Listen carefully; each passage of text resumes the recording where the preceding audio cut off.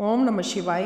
हर हर महादेव। दोस्तों, श्री मद् भागवत गीता में भगवान श्री कृष्ण संभय अर्जुन से कहते हैं, जातस्य हि ध्रुवो मृत्यु ध्रुवम जन्म मृत्यस्य च। अर्थात जो जन्म लेता है उसकी मृत्यु निश्चित है और जो मरता है उसका पुनर्जन्म भी निश्चित है। परंतु एक जटिल प्रश्न ये उठता है कि क्या एक ही परिवार में आत्मा का पुनर्जन्म संभव है?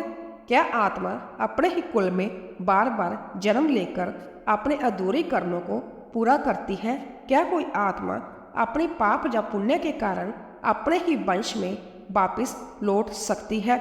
इस वीडियो के माध्यम से हम आपको इस गूढ़ रहस्य को विस्तार से बताएंगे जो महाभारत काल से जुड़ा हुआ है।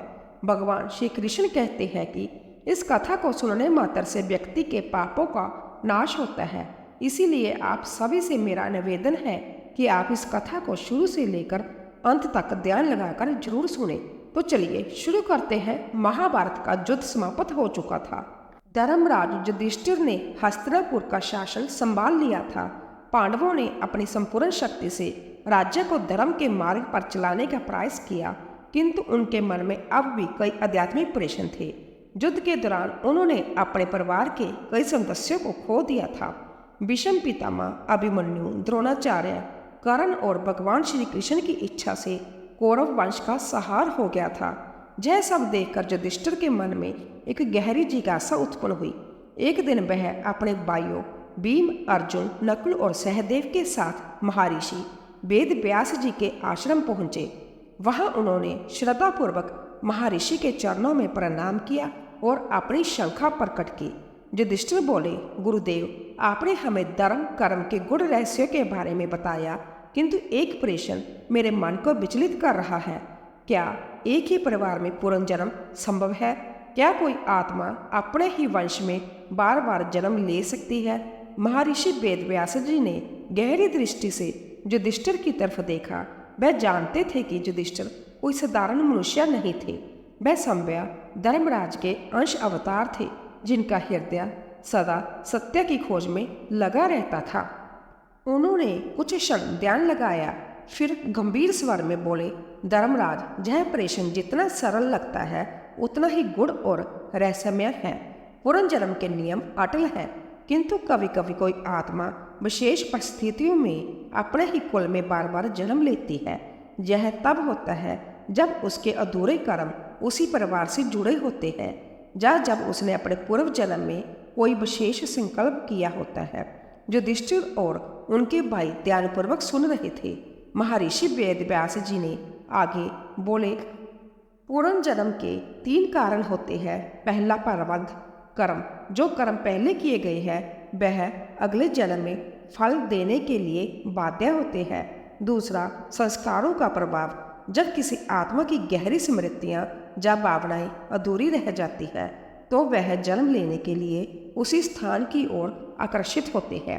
तीसरा, ऋण बंध। यदि किसी आत्मा का किसी कुल या परिवार से गहरा संबंध हो तो वह वहाँ पुण्य जन्म ले सकती है। यह संबंध प्रेम, घृणा, पाप या पुण्य किसी भी रूप में हो सकता है। युधिष्ठिर ने आगे प्रश्न किया, गुरुदेव, क्या कोई ऐसा उदाहरण है जिससे यह प्रमाणित हो सके कि कोई आत्मा अपने ही कुल में जन्म लेती है? महर्षि वेद व्यास जी मुस्कुराए और बोले, हाँ, मैं तुम्हें एक ऐसी घटना सुनाने जा रहा हूँ जो संभव भगवान श्री कृष्ण के काल में घटित हुई थी। यह कथा द्वारका के एक ब्राह्मण और अर्जुन की प्रतिज्ञा से जुड़ी हुई है। इसी कथा में पुनर्जन्म का एक रहस्यमय उदाहरण मिलता है। यह सुनकर पांडवों की जिज्ञासा और भी बढ़ गई।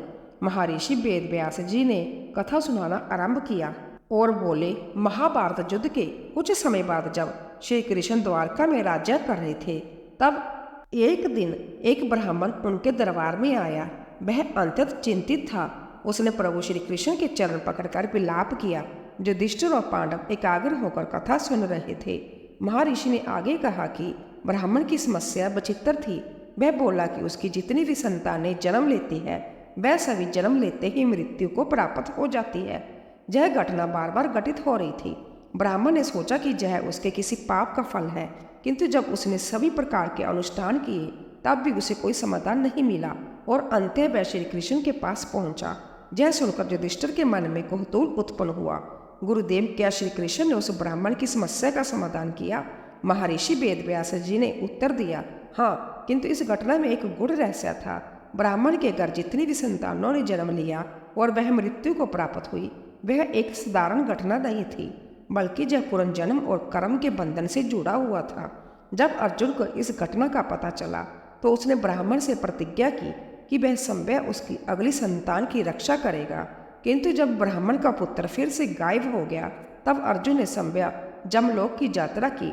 भीम ने आश्चर्यचकित होकर पूछा, क्या अर्जुन जमलोक तक चले गए? महर्षि ने उत्तर दिया, हाँ, अर्जुन ने वहां जाकर जमराज से इस घटना का रहस्य पूछा।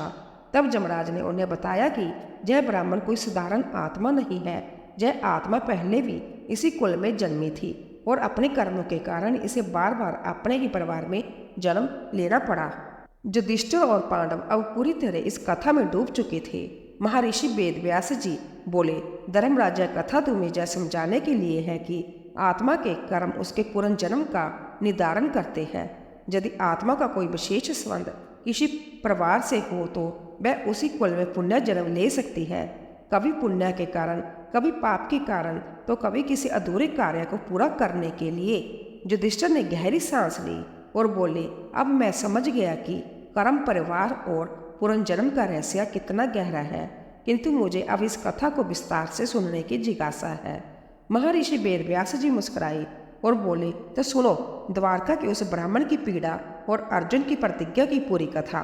कालचक्र निरंतर घूमता रहता है, जन्म और मृत्यु का खेल अनवरत चलता रहता है, परंतु जब कोई आत्मा विशेष कर्म से बार बार जन्म लेती है तो यह एक रहस्य बन जाता है। यह घटना उस समय की है जब भगवान श्री कृष्ण द्वारका में अपने राजमहल में निवास कर रहे थे। द्वारका जो समुद्र के मध्य बसी हुई एक दिव्य नगरी थी, जहाँ धर्म और सत्य के पालन का आदर्श स्थापित किया गया था। श्री कृष्ण वहाँ अपने भक्तों को आशीर्वाद दे रहे थे, न्याय कर रहे थे और जगत के कल्याण हेतु अपनी लीलाएं रच रहे थे। एक दिन द्वारका के राजमहल के द्वार पर एक ब्राह्मण पहुंचा। उसका शरीर अत्यंत दुर्बल था, मुखमंडल पर गहन पीड़ा के चिन्ह थे और आंखों से आंसू की धारा बह रही थी। वह रोते रोते प्रभु श्री कृष्ण के पास पहुंचा और उनके चरणों में गिरकर अत्यंत करुण स्वर में बोला, हे द्वारकाधीश, मुझ पर कृपा कीजिए, मेरी पीड़ा को सुनिए। मैं एक धर्मपरायण ब्राह्मण हूँ। मैंने जीवन भर सत्य और अहिंसा का पालन किया है, कभी किसी का अहित नहीं किया। फिर भी मैं एक ऐसे दुर्भाग्य से ग्रसित हूँ जिसका कोई उपाय नहीं दिखता। श्री कृष्ण ने प्रेम पूर्वक ब्राह्मण को उठाया और बोले, वत्स, शांत हो जाओ, कहो तुम्हारे मन की पीड़ा क्या है। ब्राह्मण ने अपने आंसू पोंछे और कांपते हुए कहा, हे माधव, मेरे जितने भी पुत्र जन्मे वह सभी जन्म लेते ही मृत्यु को प्राप्त हो गए। यह मेरे साथ 5वीं बार हो चुका है। मैं एक पिता हूँ जिसने अपने पुत्रों को जन्म लेते ही अपनी गोद में निर्जीव पाया। क्या यह मेरे पूर्व जन्मों के पापों का परिणाम है? क्या मेरी आत्मा किसी श्राप से बंधी है? क्यों मेरे पुत्र इस संसार में आते ही मृत्यु को प्राप्त हो जाते हैं? ब्राह्मण की यह पीड़ा सुनकर समस्त द्वारका में हलचल मच गई। वहां उपस्थित सभी नागरिक ब्राह्मण के दुख को देखकर चिंतित हो गए। लोग आपस में चर्चा करने लगे, क्या यह ब्राह्मण किसी श्रापित कुल का है? क्या यह भगवान की कोई विशेष लीला है? क्या इसे किसी ऋषि या देवता ने श्राप दिया है? वहां उपस्थित सभी लोग सोच रहे थे कि जब संभव भगवान श्री कृष्ण इस धरती पर विराजमान है तो किसी भक्त को इतना कष्ट क्यों मिल रहा है? क्या इस ब्राह्मण के भाग्य में ही ऐसा दुख लिखा हुआ था? ब्राह्मण अत्यंत दुखी और व्याकुल था। उसका हृदय पीड़ा से इतना बढ़ गया कि वह क्रोध में आकर बोला, हे जादव श्रेष्ठ, आप नारायण के अवतार हैं, आप त्रिकालदर्शी हैं, आप जगत के पालन करता है, फिर भी आपने मेरे इस दुख को देखा और चुप रहे। हे माधव, यदि आप मेरे पुत्रों को वापस नहीं ला सकते तो मैं समस्त द्वारका को श्राप दूंगा कि जहाँ किसी भी कुल में कोई पुत्र जन्म नहीं लेगा। ब्राह्मण के इस क्रोधपूर्ण वचन को सुनकर वहां उपस्थित सभी लोग भयभीत हो गए। उसी समय पांडवों में श्रेष्ठ गांडीवधारी अर्जुन वहां उपस्थित थे।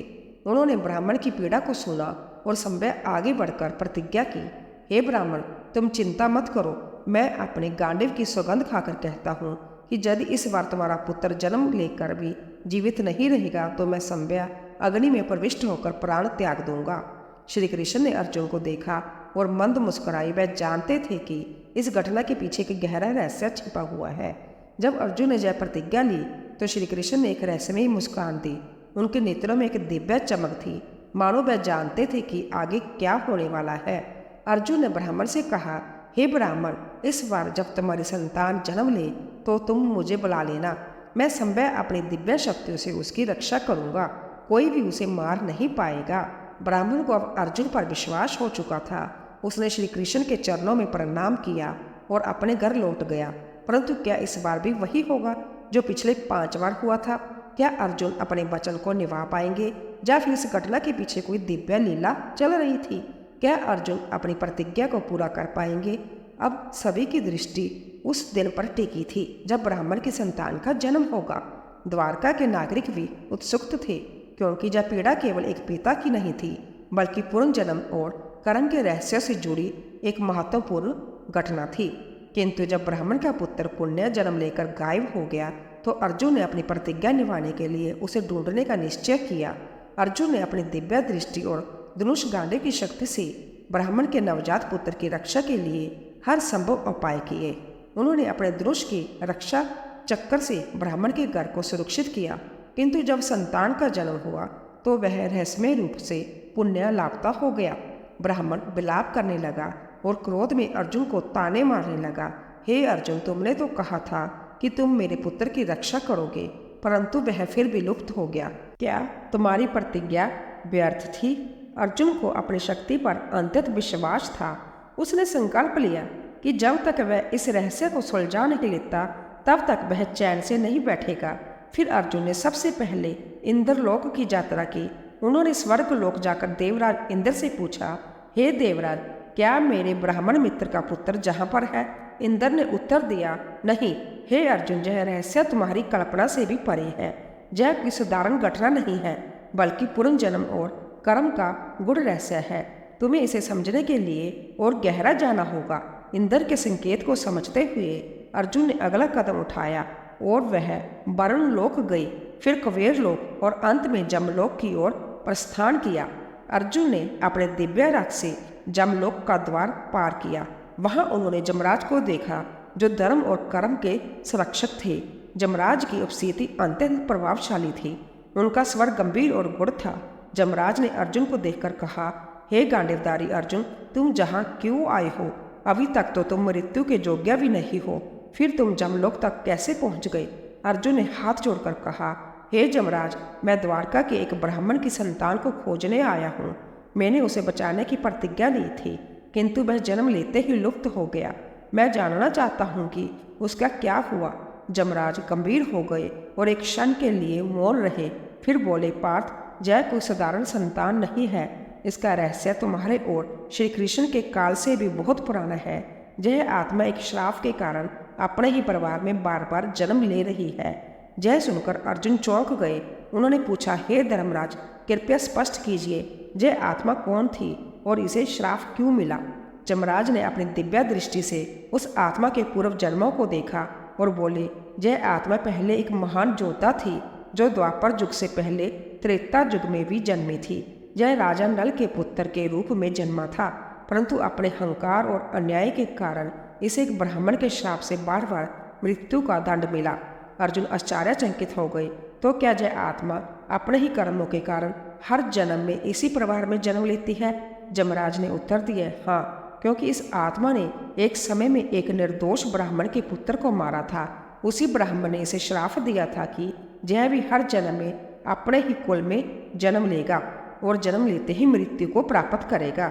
जब तक कोई महान योद्धा और दिव्य पुरुष इसे इस चक्कर से मुक्त नहीं कराएगा, तब तक इसका यह चक्कर चलता रहेगा। अर्जुन को अब इस रहस्य का आभास हो गया था। अर्जुन बोले, यदि यह आत्मा एक श्राप के कारण इस चक्कर में फंसी है तो इसे मुक्ति कैसे मिलेगी? जमराज ने उत्तर दिया, केवल भगवान श्री कृष्ण ही इसे इस चक्कर से मुक्त कर सकते हैं, क्योंकि वह संभव नारायण है। वह ही इस आत्मा के प्रबंध को बदल सकते हैं। यदि वह चाहे तो इसे मोक्ष मिल सकता है। अर्जुन ने तुरंत श्री कृष्ण का ध्यान किया और उन्हें जमलोक बुलाया। श्री कृष्ण दिव्य रूप में प्रकट हुए। श्री कृष्ण मुस्कुराए और बोले, हे पार्थ, यह आत्मा अपने ही कर्मों में उलझी हुई थी, परंतु अब इसका समय आ गया है कि इसे मोक्ष प्राप्त हो। फिर भगवान श्री कृष्ण ने उस आत्मा के बंधनों को काट दिया। जमराज ने कहा, अब यह आत्मा पुनः जन्म नहीं लेगी, इसका चक्कर समाप्त हो गया है। हे अर्जुन, तुमने इस आत्मा को मुक्त कराने में एक महत्वपूर्ण भूमिका निभाई है। अर्जुन और श्री कृष्ण ने ब्राह्मण के पुत्र को वापस जीवित कर दिया और उसे द्वारका में उसके माता पिता को सौंप दिया। जब ब्राह्मण ने अपने पुत्र को जीवित देखा तो वह आश्चर्य और हर्ष से भर उठा। उसने श्री कृष्ण और अर्जुन को धन्यवाद दिया। अर्जुन ने समझ लिया कि कर्म, पुनर्जन्म और श्राप का रहस्य कितना गहरा है। यह केवल एक जीवन का खेल नहीं था, बल्कि आत्मा की यात्रा थी, जो तब तक चलती रहती है जब तक वह अपने कर्मों से मुक्त नहीं हो जाती। फिर श्री कृष्ण ने अर्जुन से कहा, हे पार्थ, यह घटना तुम्हें यह सिखाने के लिए हुई कि आत्मा अपने कर्मों के अनुसार जन्म लेती है, किंतु जब कोई सत्य और धर्म के मार्ग पर चलता है तो उसे मोक्ष की प्राप्ति होती है।